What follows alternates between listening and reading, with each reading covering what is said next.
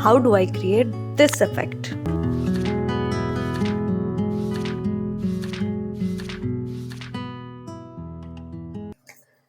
After effects हमने open कर लिया है। सबसे पहले एक कंपोजिशन हमने ऑलरेडी बना के रखा है। अब हम एक और कंपोजिशन क्रिएट करेंगे, नाम देंगे इमेज 1। इसका विड्थ होगा 560 एंड हाइट हम रखेंगे 1000। ड्यूरेशन को करेंगे 15 second. For the image 1 composition हम कोई भी एक इमेज को लगाएंगे। So here is the first image जिसको हम यूज करेंगे। अब हमें चाहिए एक बॉर्डर। इसके लिए हम रेक्टेंगल टूल में जाएंगे और कंट्रोल प्रेस करके डबल क्लिक करेंगे तो देखिए एक शेप लेयर क्रिएट हो गया है। अब हमें यहाँ से फिल को ऑफ कर लेना है और स्ट्रोक कलर को वाइट में रख के इसका विड्थ को थोड़ा सा बढ़ा देना है। अब आ जाएंगे मेन कंपोजिशन में और ये रहा इमेज 1 जो कि हमने अभी बनाया है। इसको लेके आएंगे कंपोजिशन के ऊपर। अब लेके आएंगे एक बैकग्राउंड। फॉर द बैकग्राउंड हम यहाँ पर एक स्टडी टेबल का इमेज यूज करेंगे। Go to the effect panel और यहाँ पर लगाएंगे ड्रॉप शैडो। डिस्टेंस को रखेंगे 15 पर एंड सॉफ्टनेस को बढ़ा के करेंगे 20। Okay nice. Again effect panel में जाएंगे एंड इस बार हम लगाएंगे पेज टर्न इफेक्ट। लगा देंगे इमेज 1 के ऊपर। अब यहाँ पर देखिए एक आ रहा है फोल्ड पोजीशन। बस इसी फोल्ड पोजीशन पे हमें की फ्रेम लगाना है। इसी को हम एनिमेट करेंगे तो देखिए इस तरह से मूव करेगा। अब कंट्रोल में आएंगे तो देख सकते हैं यहाँ पर ऑटोमेटिकली बॉटम राइट कॉर्नर पे पिन है।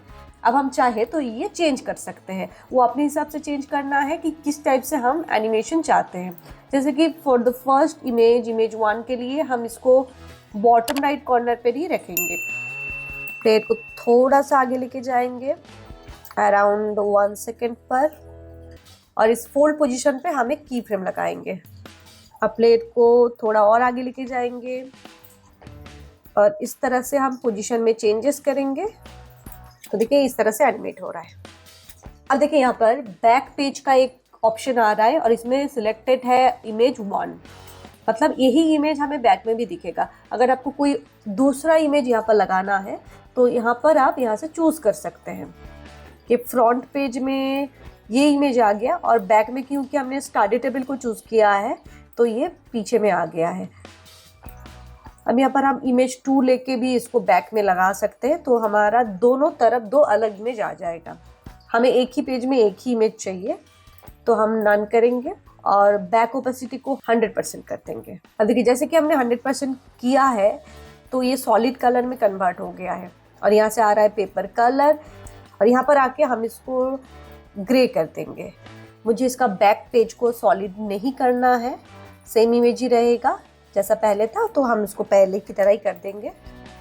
तो ये आ गया है इमेज 1। इसी को हम कॉपी करेंगे। अब प्रोजेक्ट पैनल में भी जाके कॉपी करेंगे इमेज 2 और इसको हम रिप्लेस कर देंगे बाय प्रेसिंग ऑल्ट की। अंदर जाएंगे और एक नया इमेज हम लेके आएंगे। अब इमेज 1 खत्म होने के बाद इमेज 2 का एनिमेशन स्टार्ट होगा और इमेज 2 जाएगा इमेज 1 के नीचे। And for the second image हम इसको एनिमेट करेंगे टूवर्ड्स राइट साइड। ये लेफ्ट में गया है तो ये जाएगा राइट में। पहले तो हम F3 प्रेस करेंगे तो सारे इफेक्ट्स दिख जाएंगे। यहाँ पर हम चेंज करके करेंगे बॉटम लेफ्ट कॉर्नर। प्लेट को फर्स्ट पोजीशन पे लेके आएंगे। Okay and for the second की फ्रेम इसको हम कुछ इस तरह से एनिमेट करेंगे।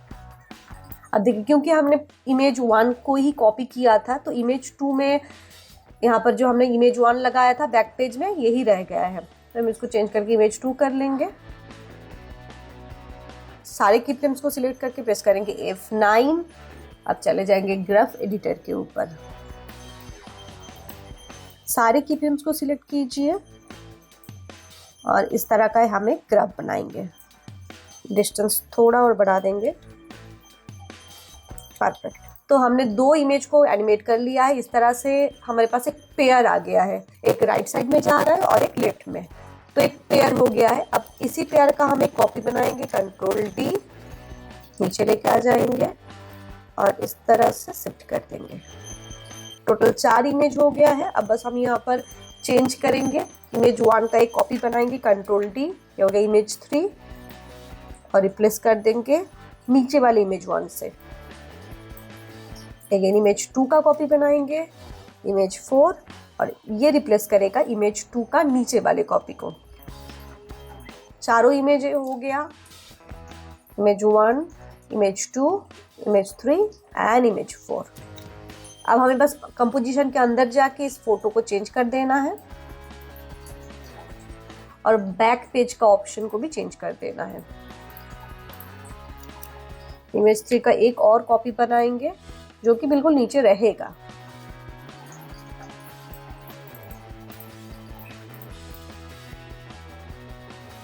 इसको हम एनिमेट नहीं करेंगे, तो ये पेज टर्न इफेक्ट को हम डिलीट कर देंगे। अब बिल्कुल स्टार्टिंग में लेके आएंगे प्लेहेड को और सारे इमेजेस को सिलेक्ट करके प्रेस करेंगे P, तो सबका पोजीशन ओपन हो जाएगा। अब शिफ्ट होल्ड करके प्रेस करेंगे R, तो दोनों एक साथ ओपन हो जाएगा, पोजीशन एंड रोटेशन। आप एक एक इमेज को सिलेक्ट करेंगे और उसके पोजीशन में थोड़ा सा चेंज करेंगे, पोजीशन में थोड़ा सा एंड रोटेशन में थोड़ा सा। अब देखिए स्टार्टिंग से सारे इमेजेस नहीं है, क्योंकि हमने स्टार्टिंग में ज़्यादा डिस्टेंस नहीं छोड़ा है, बस 1 सेकेंड का ही छोड़ा है, इसीलिए ज़्यादा नहीं है। तो एक तो कर सकते हैं कि सारे इमेजेस को हम स्टार्टिंग से लेके आएंगे एंड फोल्ड पोजीशन को हम इस तरह से चेंज कर देंगे। या फिर ये भी कर सकते हैं कि राइट क्लिक करके हम जाएंगे टाइम पर, टाइम रीमैपिंग को हम इनेबल कर लेंगे। तो देखिए यहाँ पर एक की फ्रेम आ गया है, बस यहाँ से हम ड्रैग करके आगे की तरफ कर देंगे तो देखिए स्टार्टिंग से आ गया है। आई थिंक ये वाला ज़्यादा कन्वीनियंट है। तो दोनों को सिलेक्ट करके time, enable time remapping, and ये बिल्कुल स्टार्टिंग से हम लेके आ जाएंगे। Okay nice. थोड़ा सा पोजीशन एंड थोड़ा सा रोटेशन में चेंजेस करना है। अब इसको थोड़ा और इंटरेस्टिंग बनाने के लिए हम यहाँ पर लाइट लगा सकते हैं, यहाँ पर कैमरा लगा सकते हैं, थोड़ा और एनिमेशन दे सकते हैं, and here is the final result.